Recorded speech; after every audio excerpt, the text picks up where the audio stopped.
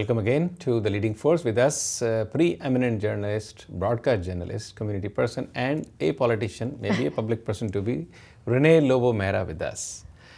Renee, you just touched that subject that considering going into the media on the mainstream side, or you talked about politics. Public life, yeah. A couple of years ago, you kind of got into the fray and Yes. you contested some elections. Yeah, yes. What was I it? ran for New York City Council, and I was the first South Asian woman, female, to run. And even though I did not win, I think the journey itself made a tangible difference in many South Asian lives, especially in Queens, because, you know, we have so much going for ourselves, especially the South Asian communities, but the Indian American community. We're educated, our kids are doing very well. Everything looks good and rosy, but the most important problem that we have at this time, we are in the political periphery. We never go into the epicenter. And we think others should do it, and then we don't have a collective voice, and that creates problems, because anytime you want to address an issue, especially that is relevant to our community or to any ethnic group, You don't have a we don't voice. have a voice. So I decided to be the voice. I was voice in broadcasting, and I decided this time I will be the voice of the community and take it to City Hall. But where did the idea come from? Did anybody suggest to you, or it No, was it on your came own? right from me, because remember, as I said, I was becoming not just a broadcaster. I went beyond that. I was more of a psychologist, then a civic person, helping people out with their issues. I said, if I can help them in a different way, in a more active political way, by running for city council, and which I did. And I From think which district? this was in Queens, which was, if your viewers would know, it was primarily in Queens, which was Fresh Meadows, Rego Park, Forest Hills, Jamaica Estates. Very, very heavily South Asian populated. Some were South Asian side, some were extremely Korean, Jewish, Chinese, Russian. Asian. Yes, Kew Garden Hills is very Jewish. Rego Park, Forest Hills is a very Jewish, Russian, neighborhood. And you have Bukharan Jews, you have East European Jews. So there were a lot of, New York City is very difficult to break into in politics, because each town has its own, ethnicity, especially Queens. I mean, we know it's the biggest ethnic county in the whole of the United States. So, working from these different towns, it was hard, but I at least tried to bring our community together, mobilize them. What was the real goals behind it? The real goal is to be a voice so that our issues can be addressed, because if you're asking somebody else to do it, they don't understand you. That's exactly what you mentioned with Bill Blasio, saying, the public advocate, saying that, because unless you have your own person standing up for you, or if the other party is very sensitive to your needs, then it's a separate story. But I think if you have your own person, it makes a lot of difference. People can connect with you, your community says, oh, it's my own, from my own nationality, from my own background, I feel more comfortable. There's a comfort zone that you're bringing in for the people. Did the community understand, at least the South Asian side, what Renee is trying to do here? I think to some extent, but the problem with our community is we do not vote. We do not have that, we don't know when the primaries are going to happen. There were so many times I said, Uncle Ji, Auntie Ji, can you vote? And they said, oh yeah, when did it happen? I said, it happened last week. Oh, we forgot. So there we go. Yeah. Was fundraising an issue for you?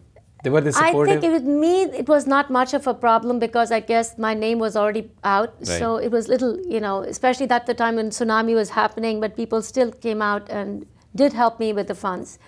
And I thought that was really great. Now, was it a good experience or a difficult experience?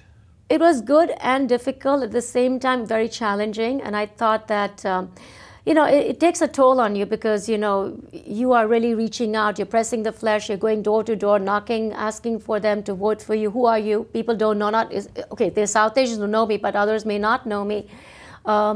So it was very challenging. And, but we did whatever we could, and we gave our opponent a run of the money, So. Now, would you go back again? And again, I wanted to ask you, is that the politics of it to be a politician or a public servant? I think public servant, because I don't know. I mean, for me, all politics is local, and that's why I'm running for local New York City Council elections. And I might be running, hopefully next year, 2013. Because I believe that we have to have more accountability and transparency, not just in the federal government, but in the local level as well. So I want to, really bring a change in my own way, because I find myself too much of a straightforward, straight shooter person. And which is why I'm saying, yes. Are you cut for that kind of a space? I don't know. A lot of people say, you know, you're not that type of a person who can, you know, because many times you have to be very, you know, conniving and shrewd, and it's hard for me to do that. But you know what? It is challenging, and I really do. If you want to make a difference, then you try to make a difference in any now, way you think can. that the redistricting that is expected to be Yes, done in New York, yes. that will make our community, your community, very, very strong and formidable. Right. And obviously, amongst them, if the voice was one amongst from them, Right. it will make a difference. Absolutely. So, is that something that is in your mind now? Yes, because you know, with the census 10 years, the redistricting is coming up this year, and I think it'll change a lot of things, and I think it'll bring an incremental shift in the paradigm of our community as well. Correct. You know, And you are well positioned for that. absolutely. But the only thing is, we have to be voter registered, and not only voter registered, but actually go out and vote. Yeah. Most importantly. Many times, you know, first of all, we have lots of people who have not become citizens yet, even Right. though they're eligible Yes. to be. And then they don't think, they're not yet assimilated in that respect of the Right. political process, that how much it impacts. There is Yes. not enough education with them So right I think now. when the issues are not been addressed, then they feel, oh God, we should have voted for they the realize person that that we should have from our own community. you know. Hopefully that is kind of behind us. That now the Slowly community it's is changing. changed. Yeah, There is that- a shift. yeah. There is a shift. Now, Mayor Bloomberg's administration Right. selected you as one of the commissioners on human rights. That's right. Explain us, what is that about? Well, in 2009, New York City Mayor Bloomberg, you know, appointed me as, and I'm the first South Asian to be a commissioner for New York City, you know, which was, I think, I thought it was a great privilege for our community to have that. And you know that human rights law is very comprehensive and it's very vast. So we work on civil rights issues, human rights issues, whether it's in housing or whether it's in your job place, and to see that no violation of human rights takes place.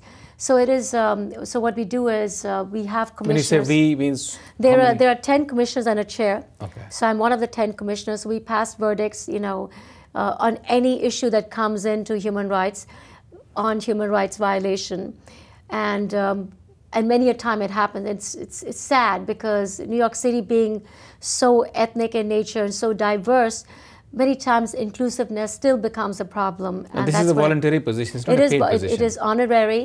There is no you know, monetary compensation in And this. how many hours in a week or a month? It depends. At times, if you have to pass a verdict, I have a meeting next week, and I'm actually doing a video project with Human Rights in partnership with Learning About Multimedia, and we're bringing about 18 to 20 kids and making them understand how it is to combat discrimination. They will be producing a PSA later on, co-produced by me as well, which will be shown in all the web portals of Human Rights Commission in New York City. So other little kids of that age, 16, 14-year-olds, they will understand what it is about media literacy, understanding messages in the media, and how it is to combat discrimination and racism. Have you thought of sometimes even teaching at some university? I've done like sometimes community guest hours, lectures yeah. at Queens College, sometimes at St. John's, and it's fun, you know. Amazing, amazing. We are just learning so much about you today. It's very, very awkward to feel that after 20 years we don't know you enough. But let's think of Renee Lobo, Mera, the women. What is that you like to do outside of your work? Some hobby, some interest, watching movies, watching cricket, playing, reading, what? I'm a big voracious reader. I love to Not read. from work. I'm talking about Yes, outside of work. I just like to. I like to relax, and my unwinding is just being by myself, giving myself a silence treatment. You know, because you talk so much on camera that you just want to. You know, I like to be close to nature. I'm very much of like, you know, going out to. Going out to the hills, or just enjoying myself, just being aligned with nature, and learning about who I really am and what's my purpose in life. So I consider myself more on the spiritual bent of, you know, understanding what my real true nature is and connecting with my higher state of consciousness through silence. And have you thought of connecting now, taking off, as we talked earlier, with the mainstream again? You know, you're doing this Queen's Yes. public channel, Yes. which goes to everybody. That's It's on right. the mainstream Yes. side. connecting with now CBS or ABC or CNN, Right. you know, the I'm big thinking of four. toying with the idea because I think I want to be a conduit, a strong conduit between our community and the mainstream, whether it's the broadcasting industry or whether it's public life, you know. So this way, they understand who we really are, what we're all about. I think they do, but not fully. So where do you see yourself 2 to 3 years from now? Doing more public service, more civic oriented, and broadcasting more mainstream. Very interesting. Any message for a girl who is 16 and a half years Yes. old, who wants to be a Renee Lobo? When you look back, what is that she should do or should not do? 3 words: follow your heart, follow your calling, because that's what I did. And it was not easy, as I said, but you'll have a lot of challenges. But if you think you know what you're doing, at times at that age, it's very hard. But if you're bent upon it, you're going to get it. It's all, you know, all it takes is your strength, your inner strength, and you have to be enterprising, and you can encounter any challenge at that time. So follow your heart and know what you're doing. And of course, your mentors are going to be there for you. Wonderful. Thank you very much Thank for coming you, on our Sumit. show today, Renee. Thank you. And we wish you all the luck. We'll want to see you where exactly you want to be in 2 years from now. Right. And you will have our support all the way. Thank you so much for having me. I really enjoyed myself over here, and wish all the very best to Crossings Channel and to you as well. This was Renee Lobo Mehra. You just heard straight from her mouth, who has been interviewing, talking to people, bringing so many personalities the last 20 years on her famous show, Renee Lobo ITV Live. And today we learned so much about her and hopefully more as in the years to come. This was The Leading Force with the most important personalities who have done extraordinary work for our community, including the not-for-profit organizations. We'll see you next week, one more time with another guest on this show, The Leading Force. Signing you off right now, Sunil Halai.